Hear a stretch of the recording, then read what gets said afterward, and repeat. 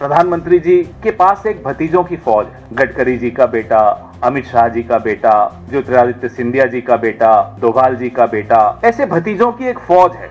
एक तरफ ताऊ जी बैठे हैं, नीचे भतीजों की पूरी फौज। ताऊ जी वोट चोरी करके कुर्सी पर बैठ जाते हैं, फिर भतीजे नोट चोरी शुरू करते हैं। कुछ भतीजे T20 के माध्यम से पैसा कमाते हैं, जो क्रिकेट में चले गए। कुछ भतीजे E20 के माध्यम से पैसा कमा रहे हैं, जो एथेनॉल में चले गए। तो ये E20 और T20 के बीच में चोरी की कुर्सी पर बैठे प्रधानमंत्री और उनके भतीजों की फौज आपके और मेरे पसीना बहाकर कमाए हुए पैसों के साथ ये कर रहे हैं। वोट चोरी तो झांकी है, अभी जेब काटना बाकी है। आपकी जेब काटी जा रही है। आज एथेनॉल पे हम थोड़ी बात करेंगे। काफी दिनों से चर्चा चल रही है एथेनॉल पे, और एथेनॉल पे बात करने से पहले शुरू मैं उस वादे से करूंगा जो 2014 में नितिन गडकरी जी ने और नरेंद्र मोदी जी ने बार बार दोहराया। उन्होंने ये कहा था कि म्युनिसिपल वेस्ट, जो कचरा होता है नगर पालिका से जो निकलता है, जमा होता है, उस वेस्ट से एथेनॉल बनेगा, उसको पेट्रोल और डीजल में डाला जाएगा और उसके बाद पेट्रोल 55 रुपए लीटर उपलब्ध होगा।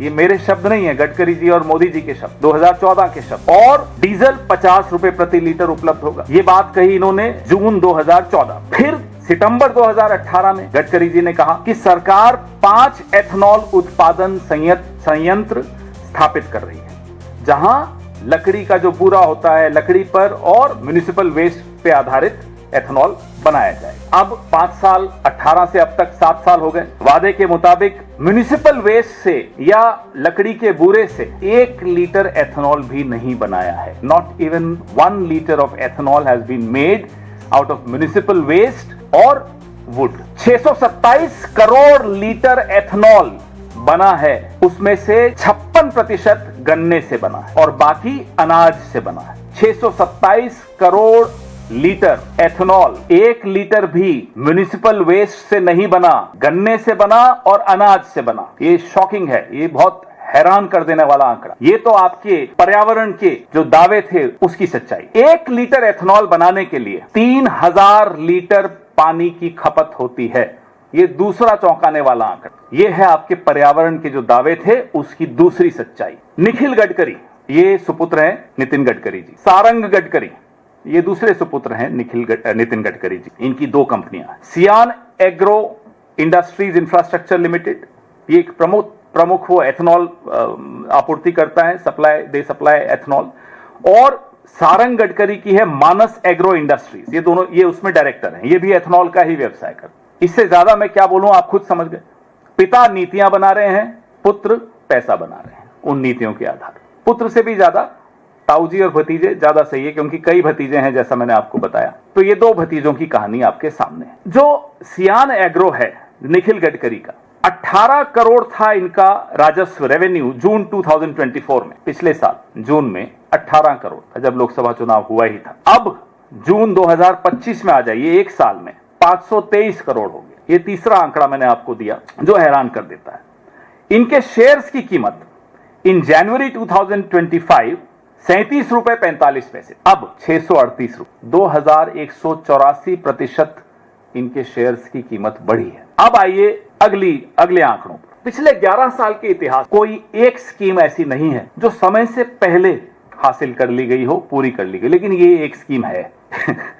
आप हंस रहे हैं। 2025 की समय सीमा से पहले 20% एथेनॉल मिश्रण हमने हासिल कर लिया। आप बधाई दे दीजिए ताऊ जी को भी और उनके भतीजों को भी। ये भतीजों की कृपा है कि ये एक नीति, अब हम तो मोदी जी से एक ही गुजारिश करें, साहब आपकी तमाम नीतियां जो हैं अपने कुछ भतीजों को उसमें डाल दो। कम से कम देश को वो नीतियां मिल जाएंगी कि हाँ हो गया। वो अलग बात है कि लाभ नहीं मिलेगा देश को, पेट्रोल आज भी उतने ही रुपए में जाएगा जितने में जा रहा है। हमें कहा गया साहब रूस से कच्चा सस्ता तेल आ रहा है। अब वो कच्चा सस्ता तेल मोदी जी के एक दोस्त की रिफाइनरी में जाता है, वहां से प्रोसेस होता है, फिर मोदी जी के भतीजों की फैक्ट्री में जाता है, वहां से एथेनॉल मिक्स होता है और दिल्ली में मोदी जी बैठकर उसमें टैक्स मिक्स कर देते हैं। इसलिए 100 रुपए लीटर पेट्रोल देते हैं। तो ये सारे दोस्त, चाचा, भतीजा, ताऊ सब मिलकर जो खिचड़ी पका रहे हैं वो आपके सामने है। ये अर्थव्यवस्था की खिचड़ी आपके सामने है।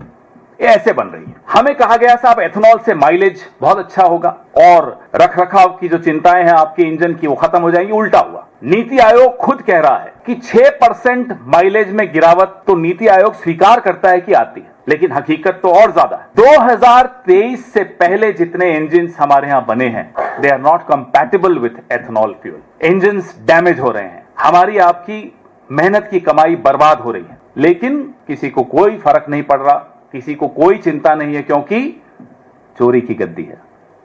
उनको लगता है फिर से वोट चुराएंगे, गद्दी चुराएंगे और यही काम करते रहेंगे उनके भतीजे। अब E30 की भी बात हो रही है। हमारी आपकी चिंताओं की कोई चिंता नहीं उन लोगों को। हमने जब सब आप लोगों ने आवाज उठाई कि साहब इंजन डैमेज हो रहे हैं, हमें माइलेज कम मिल रहा है, तो बोले ये तो पेट्रोलियम लॉबी कर रही है। ये गडकरी जी कहते हैं, उन्हीं के वर्ड्स हैं कि पेट्रोलियम लॉबी की तरफ से आवाजें आ रही हैं। अरे साहब ये हमारे इंजन से आवाजें आ रही, हमारी जेब से आवाजें आ रही। ये कोई पेट्रोलियम लॉबी के लोग नहीं है हम और आप। हम तो पेट्रोलियम लॉबी के शिकार हैं, अब हम एथेनॉल लॉबी के भी शिकार हैं। आम नागरिक तो हर जगह से परेशान किया जा रहा है, पेट्रोलियम लॉबी भी और एथेनॉल लॉबी भी और वोट चोर भी, सब परेशान कर रहे हैं।